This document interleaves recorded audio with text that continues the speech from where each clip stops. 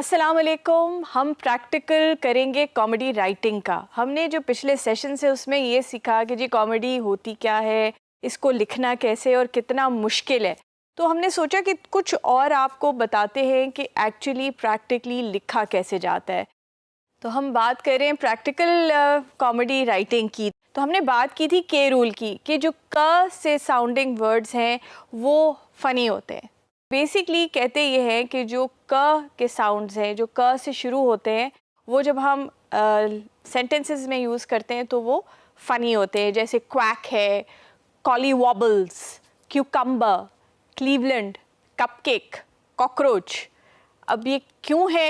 I think कि हम जब लिखेंगे इनको तो हमें खुद पता चल जाएगा कि ये क्यों फ़नी होते हैं।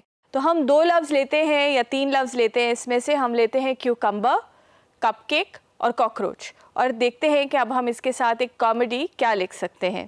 के रूल को इस्तेमाल करते हुए एक सिचुएशनल कॉमेडी, यानी कि एक सिचुएशन हो रही है उसके बारे में हम लिख रहे हैं। तो जो 3 लफ्ज़ हमने कहा था वो हमने कहा था कि हम लिखेंगे क्यूकम्बर, कपकेक एंड कॉकरोच।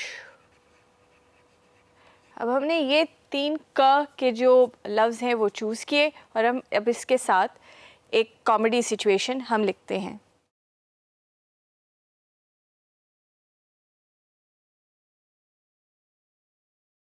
हमने लिखा, I was standing in the kitchen when I spotted a delicious cupcake. It was screaming, eat me, how could I resist? Just I went near, the cockroach beat me to it. But how could I let the cockroach win? I took the cucumber and whacked it on the table. Cockroach got the scare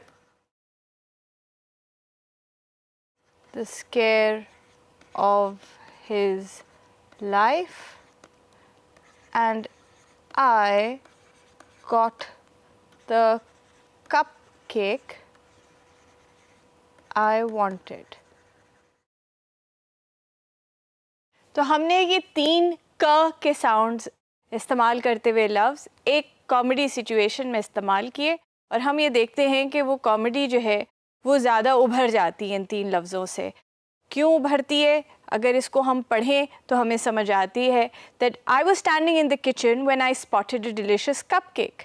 It was screaming, eat me, so how could I resist? Just as I went near, the cockroach beat me to it. But how could I let the cockroach win?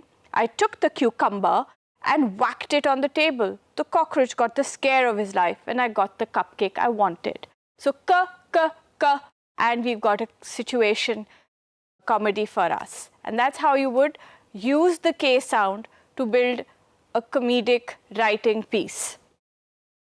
अब हम अगली rule की तरफ जाते हैं और उसका हम एक एग्ज़ाम्पल जो है वो पढ़ते हैं। अगेन ये जिसको हम ऑब्वियस कॉमेडी कह दें, कोई ऐसी चीज़ जो सबको पता है मगर वो एक कॉमेडिक सिचुएशन में जो है वो हम उसको हम इस्तेमाल करते हैं।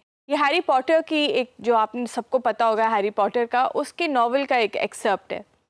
Yes, good point petunia. What were you doing under our window, boy? Listening to the news, said Harry in a resigned voice. His aunt and uncle exchanged looks of outrage. Listening to the news? Again? Well, it changes every day, you see, said Harry. अब इसमें मज़ा की बात क्या है? इसकी मज़ा की बात यह है कि अंकल कह रहा है कि तुम फिर से ख़बर सुन रहे हो। भाई ऑब्वियसली फिर से ख़बर सुन रहे हैं, रोज़ बदलती है इसलिए सुन रहे हैं। और हैरी ने एक ऑब्वियस सी बात की, मगर हंसी इसलिए आती है क्योंकि जो अंकल है उसने एक ऐसी बात की जो ऑब्वियस थी कि भाई ख़बर दोबारा सुन रहे हो, क्यों सुन रहे हो? हैरी कहता है भाई इसलिए क्योंकि रोज़ बदलती है, हर वक्त बदलती है, जो कि सच्ची बात है, फैक्चुअल है, ऑब्वियस है, मगर जब हम इसको इकट्ठे रखते हैं तो एक कॉमेडिक सिचुएशन बनती है।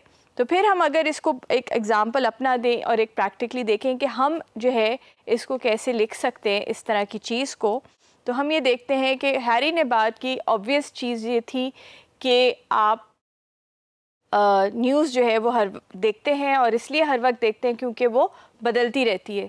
तो अगर हम इसी तरह की ऑब्वियस कॉमेडी देखें या ऑब्वियस सिचुएशन की कॉमेडी देखें, तो हम सोचते हैं अच्छा जी किस चीज़ पे लिखा जाए?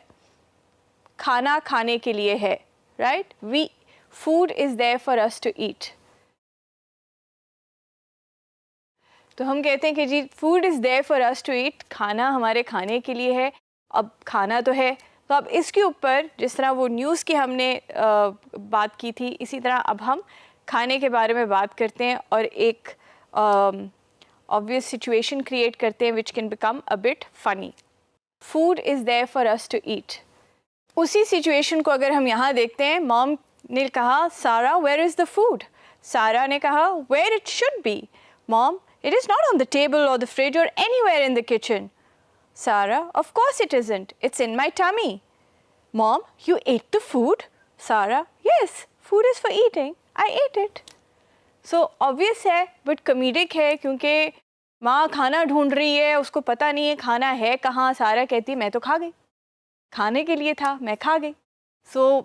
हमने ये दो सिचुएशंस देखी हैं कि के रूल को हम अगर इस्तेमाल करें तो कॉमेडिक राइटिंग कैसे हो सकती है।